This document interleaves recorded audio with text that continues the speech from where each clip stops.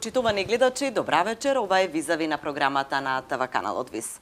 За фолклорот велат дека е чувар на народниот бит, чувар на душата на народот, но исто така и дека е неформална историја, дека честопати знае да пополни одредени празнини кои што постојат во периоди од постоењето на човештвото и на цивилизацијата. Со мене вечерва на овие теми ќе позборуваме со фолклористот господинот Иван Котев. Господине Котев, добра вечер, добре дојдовте во Визави. Добра вечер и користам прилика да ги поздравам сите ваши гледачи, да им посакам убави денови, убави години, убави мигови со нашите стари, проверени, убави обичаи. Се согласувате ли со овие констатации дека фолклорот е чувар на народниот дух и дека е неформална историја за постоењето и за суштествувањето едноставно на целата цивилизација? Апсолутно се слагам и јас имам една моја сентенца искажано дека песната не е, историјата не е песна, ама песната е историја. Значи во многу не само во песните, во многу фолклорни творби вистината е кажена повистински, така да кажем, отколку што тоа го кажала историјата. Значи, сосема се слагам со тоа што го кажа. Низ вашите записи честопати се наидува дури и на ликови кои што ние не ги познаваме. Едноставно, меморијата на народот памети подолго од фактите. Таков беше случајот со неодамна објавената книга Турунџула Каравлашки. Да. Народот има джиновска меморија. Таа ги црпи своите сили, своите сознанија, своите сокови уште од дамнина, од прадревноста. И тие на еден чудесен начин преку вибрациите на народот доаѓаат до нашите денови во вид на песна, приказна, предание, легенда и така натаму. И со тоа живее едно време кое одамна изминало. Како вие свативте дека станува збор за посебен јунак? Турунџула Каравлашки мене ме фасцинираше уште како дете кога ги слушав песните. Турунџула Каравлашки е некој прототип, да речеме, на Марко Крале. Многу слични особини имат, ама кога се осознав малку повеќе, кога почнав да собирам песни, да запишувам, утврдив дека Турунџула Каравлашки се пее само во Струмичкиот крај и дека има некои една-две песни во другите краишта запишени, има од Верковиќ, од Шапкарев по една. Меѓутоа јас, знаејќи го начинот на кој се собирани песните и на Шапкарев и на Верковиќ, па и на другите, тие имале своји луѓе низ цела Македонија кои што им пишувале песни и им ги праќале, дале биле тоа со пари, без пари, тоа не навлегуваме во тоа. Во главном има случаи песната да испејана во Струмица, некој пат се кажува во Струмичко, некој пат дури ни тоа не се кажува. Во главном се пее исклучиво во Македонија и во Струмичко најмногу. Ние сме вечерва сме во очи на Василица или православна Нова година и има низа на обичаи кои што се поврзани, најверојатно уште пред востановувањето на христијанството, но ете се поклопуваат одредени празници со народните обичаи. Ја имаме сурва, ги имаме страчинарите во Подгоријата. Да. Какви се обичаи се врзани со овој празник и зошто токму тие? Тоа е фактички новата година. Тоа е фактички времето кога од сегашна гледна точка, неле, кога сонцето од јужната паралела полутопка се наведнува кон север и се појават првите сигнали, првите знаци дека се нешто менува. Тоа биле денови на светковина, на огнови, на прослави и уште во паганското време. Меѓутоа, јас сакам да се знае дека христијанството има склучено доста, така да кажем, компромиси со паганството и многу вешто, многу пагански празници се инкорпорирани во христијанските обичаи и празници, така да не е ништо чудно што тие празници денеска се слават, да речем како Свети Василije Велики, Стара Нова година и така натаму, и ќе продолжат, мислам, да се одржават и да се слават. Иначе, во најстарите времења, во тоа време, кога се зараѓаат овие празници, луѓето верувале во разни зли сили, во разни надприродни сили кои се трудели на луѓе да им нанесат лошо, ама па човекот измислил обичаи со кои што ќе ги протерава. Така, например, Нова година како прекретница во животот на луѓето се појавуваат маскирани поворки со разни направени како шумски животни, мечки, со звонци, со прапорци, со долги стапови, со кои што звонци, значи кои што многу силно звонеле. Оделе од куќа во куќа, ја најавувале новата година, добивале од куќата подарок, дали тоа било најчесто месо од свиња или друго леп, брашно и така натаму. И со тоа тие сметеле дека лошите духови од тие куќи, од тие дворови ќе бидат истерани и дека ќе можат слободно луѓето да шетат, да живеат и така натаму. А зошто се маските? Кое е нивното значење? Зошто имале да се направат подеднакво страшни како злите сили од кои што се бореле? Која е символиката на нив? Символиката на маските е да покажат дека тие се исто толку силни, дури и посилни, отколку што биле лошите сили. Да, спротивната страна. И дури има, така, некој пат размисла, ставија маската да те видам кој си. Значи, што се замислуваш? Што си, кој си, како ќе се справиш со лошите сили. И навистина маската демонстрира сила, моќ, некој пат убавина и шарм, некој пат музикалност и така натаму. Значи, маската фактички е имитација на природата со цел да парира на тие сили што се против луѓето што нанесуваат зло и така. Маските се голем дел од фолклорот на овие простори. Неодамна за божикните празници видовме дека во Тетово се маскираат на бадник. Има таков обичај таму.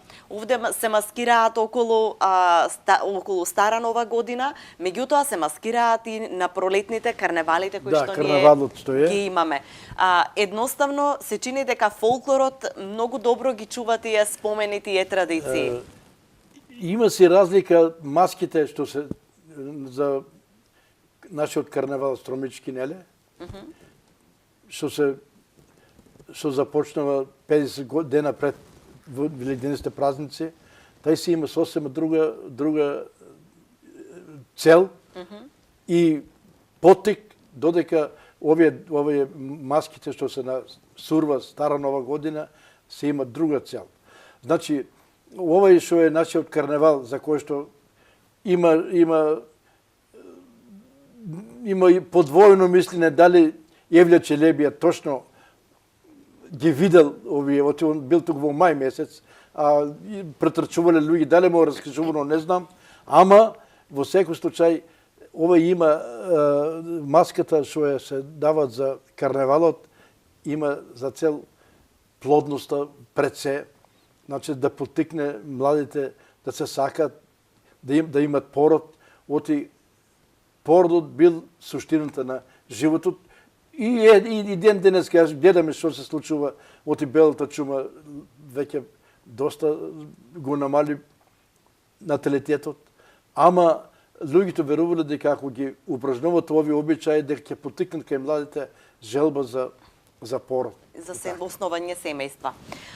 Го имавме пред една седмица, го славевме Божи Христовото раѓање и тогаш има низа обичаи кои што се поврзани со овој празник и кои што народот се уште ги празнува. Едни од нив се огновите. Постојано е огнот присутен речиси во сите обичаи. Зошто? Што е символиката на огнот во славењето на овие обичаи?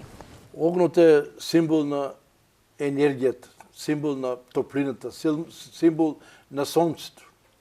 огнот символизира една можност луѓето да се стоплат, да погледнат, да видат и да се здружат. Околу огновите се пееле песни, се играле игри. Околу огновите што се на Бадник, што се пееле спроти Бадник, спроти Коледе, се пееле едно време коледарски песни со, така да кажем, ласидна содржина, кои што исто така повикувале на плодност. Тие са, да речеме, прво наивно се наговестува, кога дедото прави копанка, питку зашто е да се рана прасенце, да се зема бабичка, да ми мата јајцата и така натаму. Значи веќе наговестува дека има, знае се што е целта, да се има пород, да се потикнат младите и така. Значи, овие обичаи се пред се да се одржи човештвото, да се одржи човекот, да се одржи еден континуитет и на духовен и на физички план. Колку се изменуваат обичаите со текот на времето, особено и овие кои што се поврзани со јануарските празници? И обичаите се, как да кажем, духовна рожба на народот, како што се, значи, трпе промени, било во позитивна, било во негативна смисла, и тие се подложат на одредени, така да кажем, намалување на битноста, на важноста од некој.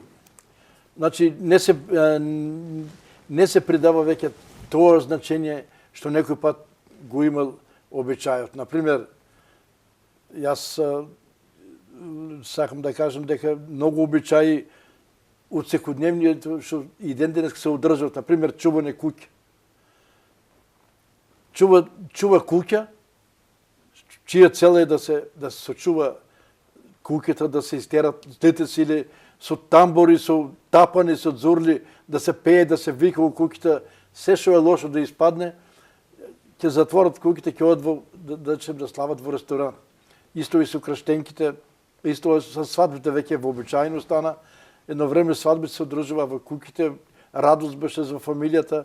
Сега пак е радост, само веќе луѓето одат на еден комодитет, да не дома да немат проблеми, да не се изваде и така натаму, и се одат, на них изгледа дури на еден начин и поевтино, секој пат се гледа низ призмата и на денар. Да, на Таква финансиите. е психологијата, тоа се случува за жал во овие времени.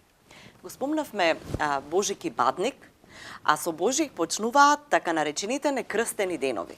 Да.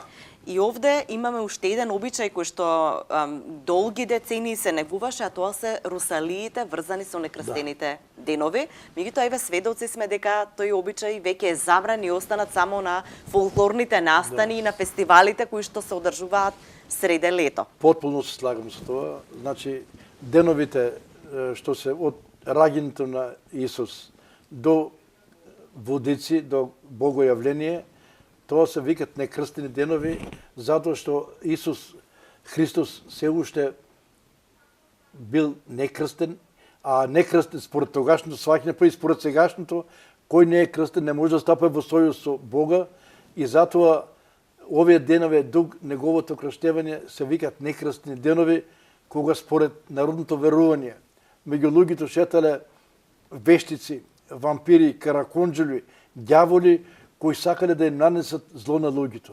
Дури се смета дека ѓаволите пробале да го одречат, да го одвратат Исус Христос како детенце, меѓутоа нели тоа е посебна категорија човек,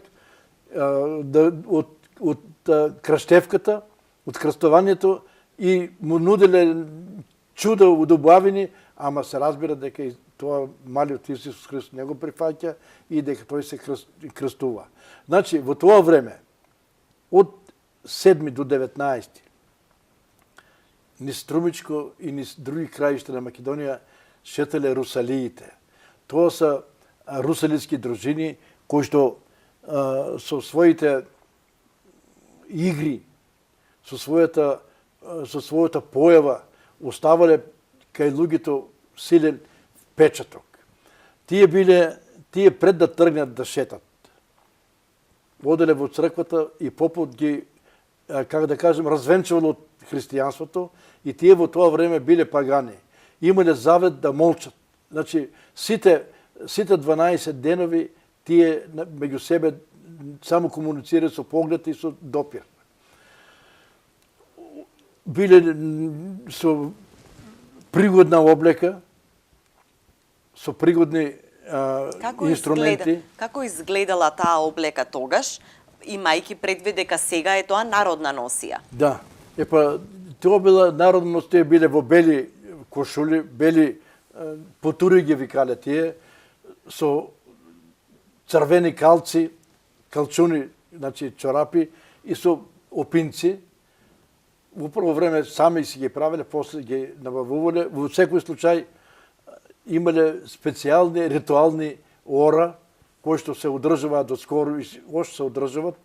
Арапско оро, кармази фустан, значи крвав црвен фустан, бидејќи имало случаи, тоа, после ќе го кажеме тоа, кога се сретнат две руселиски дружини, ако едната не мине под сабите на другите, доаѓало и до меѓусебна борба, познати се локации руселиски гробишта.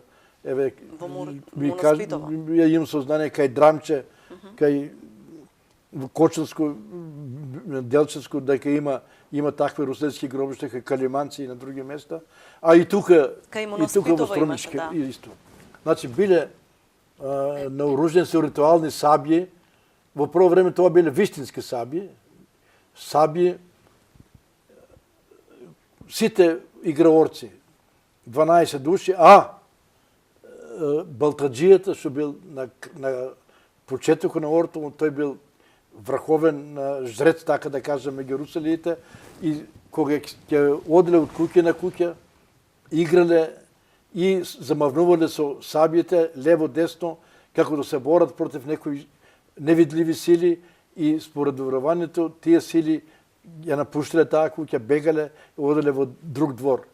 Често пати ги повикувале кај што има болен, исто да изиграт околу болниот оро и да замавнуваат со сабјите со верување дека болеста ќе се оде.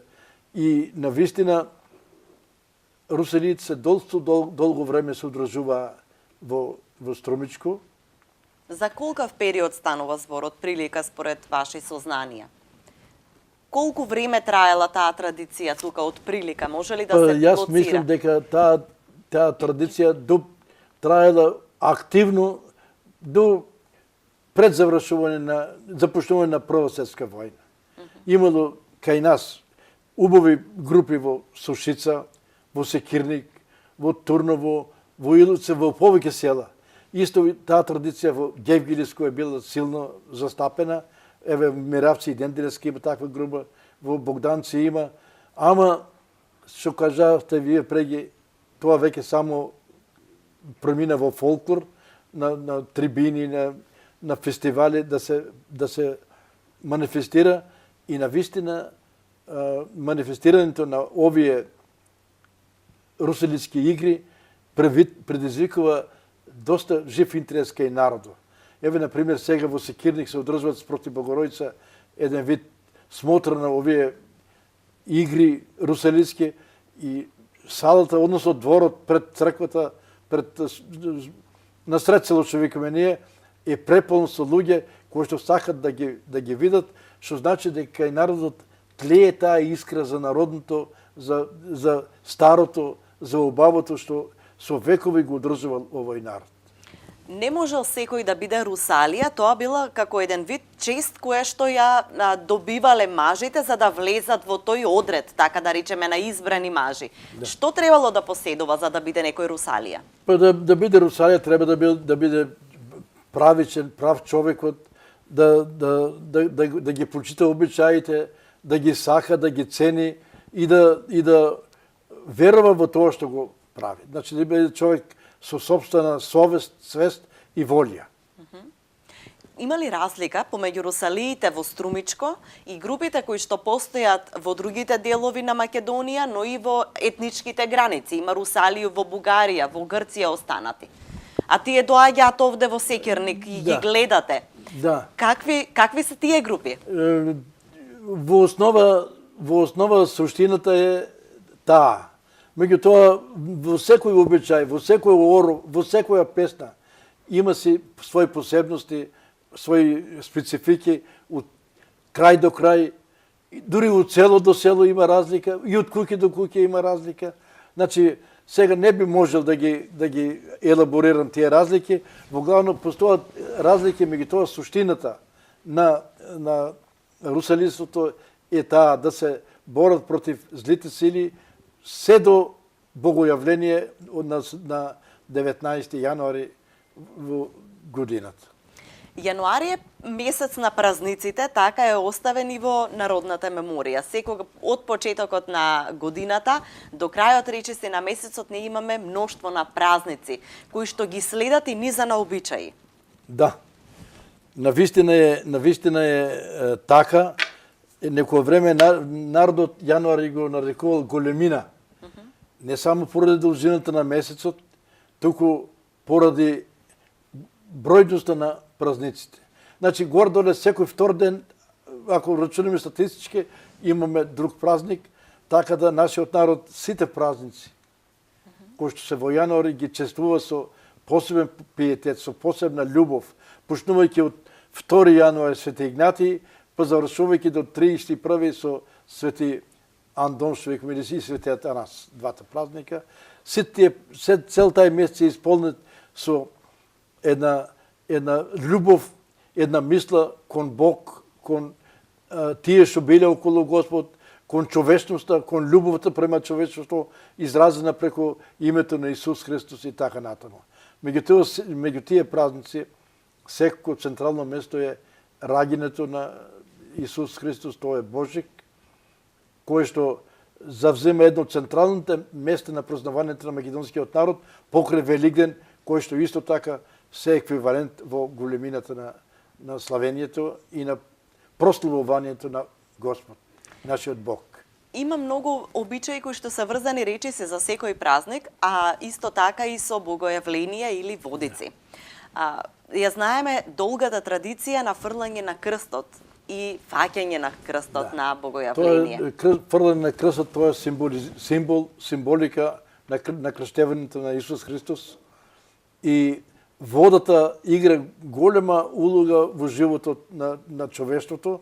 И ја сега баш ми доаѓа мисла, ако земе во било кој црковен документ, па и во научен, да видиме колку пат се спомнува водата, тоа е некој чудо. Значи, водата е еден централен елемент за опстанок на луѓето. И затоа крстот, кој што го символизира крштевањето на Исус Христос, кој што бил крстен во реката Јордан од Јован Крстител, за кој што Исус кажал, тој е најголем меѓу родените од жена. Значи, тој на еден начин му дава признание на Јован Крстител, кој што пред него на еден начин го расчистил патот и го најавил доаѓањето на Исус Христос. Така. Исус, значи, Исус Христос, тоа е помазан. Исус, значи, пророк, човек што спасител, и Христос, значи, помазан. Значи, тоа се два различни збора, меѓутоа, така кажал ангелот на Дева Марија, кога дошол кај неа, ќе го наречете Исус Христос. Значи, не само што е помазан, туку и првото име крстител да биде кажано. Исус Христос и така го крстиле, оти некој сакал и друго име да му даде, ама не може, тоа било одредено и така го славиме ние како Исус Христос, нашиот Бог, и тој секој пат ќе биде славен од православниот свет, и не само православниот, целиот христијански свет, на достоен и достоинствен начин, на начин што доликува, што заслужува големо внимание. Како се празнуваат овие празници посветени, поврзани со богојавление во различни делови? Каде се уште живее таа традиција на фрлање на крстовите изворно во реките?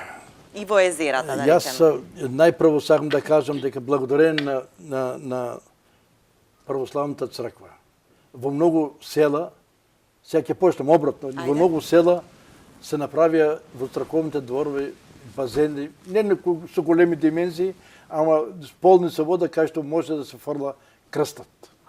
Иначе, во различни места има одредени варијанти на прослава и за самиот крст. Например, во Охрид благопријатни услови има, крст се фрле во езерото.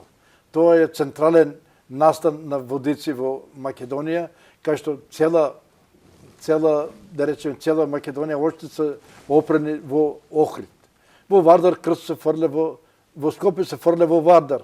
Во градови кои што имат река поголемо се фрле во реката. Во селот се фрле низ малите базенти и покрај рекичките или во реките кои што течат низ полето. Во главно тоа да биде вода. Се верувало дека на водици, точно во 12 сато, небото се отвара и кој сака, кој ќе посака нешто во тај миг, дека тоа ќе му се оствари. Има една анегдота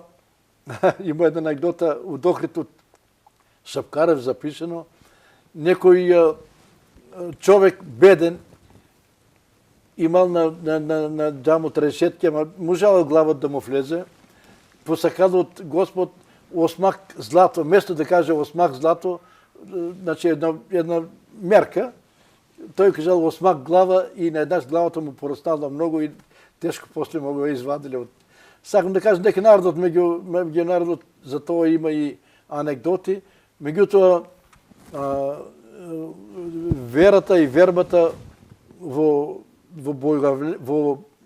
водици, во богојавление живее и ден денеска и се слави, масовно се слави во цела Македонија. Во секој село, во секоја населбичка, во секоја, да не кажем дури куќа, се славе водици. Имате обичај да ги посетувате населените места во струмичкиот претежно регион, но и во југоистокот за време на разни славења, на разни практикување, на разни обичаи и обреди пред празниците. Дали тие и колку се менуваат со текот на времето и дали во догледно време може да очекуваме згаснување на многу од нив? Јас сметам дека овој празник водици нема никој пат да згасне. Зборувам и генерално за обичаите. Генерално со намалување на да речеме на раѓањата на децата, со намалување на економската моќ на луѓето. Некои празници се скратува се прославата на еден начин или се избегнува, ама се уште се одржават. Иначе имаме појава некои обичаи да се скратуваат, например, обичају виза. Не знам, во едно време и јас лично памнам, а и доскоро, после црковната служба, се собира одреден круг луѓе и оде од куќа на куќа визаджи ги вика, кои што пренесуваат, да речеме, импресии од службата, зборува за Исус Христос, како што било. Значи, еве тоа сега полека не станува. Веќе визаджи јас не сум видел, освен фамилиарни посети што се вршат од човек на човек. Значи, има едно редуцирано славење, меѓутоа се уште обичаите се одржуваат. Иначе, оваа година беа, да речеме, сосема редуцирани колидарските огнови. Од годините во низ поројот нагоре, низ сите мали се палеа огнови, се скандираше коледе, се пееа песни, а сега полека и тоа од кои причини, дали младите што требаше да ги палат огновите веќе отидоа на друго место, во други држави, така да постарите немат толку волја и таква можност тоа да го прават. Одржава се обичаја, меѓутоа многу во послаба форма. Так. Колку имате од обичаите? Знаеме дека имате многу аудио снимки. Колку обичаи имате во вашите архиви во видеоснимки? Генерално од обичаите од празниците. Јас имам снимано многу обичаи, почнувајќи од колидарските огнови, сурва, тоа сурова треба да, ама ние струмичане го јадеме едното сурва, од сурва имам обичаи сурварски огнови, како шетат сурварите низ куќите, како имам снимано курбан доста случаи со пренесување на жртва, така да може да кажем дека имам една замашна колекција на етнолошки снимки од кога почнам да работам, па до добар дел од тие снимки имам и во вашиот канал ВИС, и јас со тоа на еден начин се гордеам што колку толку можам придонесам за зачувување на нашиот идентитет, на нашата култура, на нашата етнологија и на нашиот сеопшт живот во времето во кое живееме.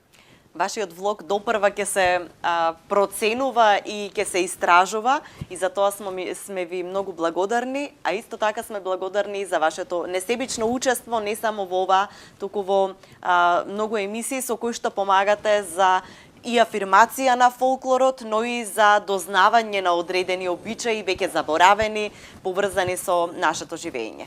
Јас сакам да заблагодарам на ТВ каналот ВИС, еве и на вас лично, вие, тебе и на Ѓорѓе Килаџиев, кои што секој пат ме повикувате во вашите емисии, а тоа е еден начин да се, така да кажем, пласира тоа што го име како сознание, што сме го запишеле, што сме го објавиле, дури и за секоја книга правиме посебни разговори, така да канал ВИС за мене е прозорец кон светот.